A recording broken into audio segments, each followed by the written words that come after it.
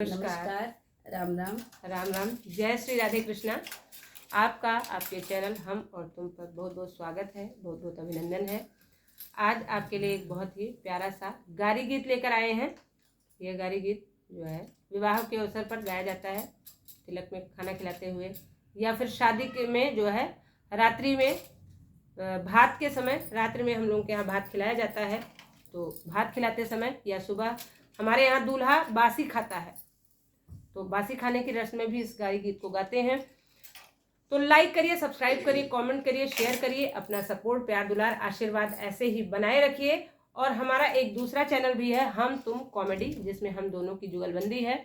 उस चैनल को भी आप सब्सक्राइब करके उसको भी प्यार, दुलार, आशीर्वाद बनाए रखिए। सुनिए प्यारा सा गारी गीत।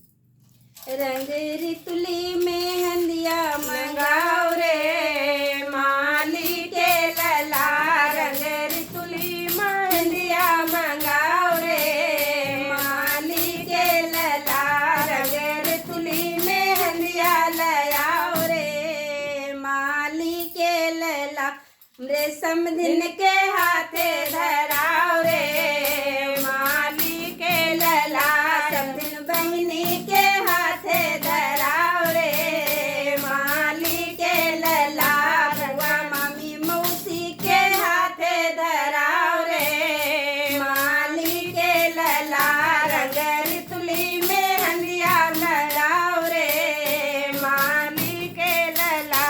तो पानी पिए ताल के हिंदू मुसलमान के, हमरो भतार के भतरो के सार के, वही उड़री मड़ैया छवाओ रे माली के लला, वही उड़री मड़ैया छवाओ रे माली के लला, रंग रितुली में हंदिया मंगाओ रे माली के लला, रंग रितुली में हंदिया मंगाओ रे माली के लला, दुल्हक बहनी के हाथे धराओ रे माली के लला, दुल्हक मामी मौसी के हाथे धराओ रे माली के लला, दुल्हक बुआ के हाथे धराओ रे माली के लला। वे तो पानी पिए ताल के हिंदू मुसलमान के, हमरो भत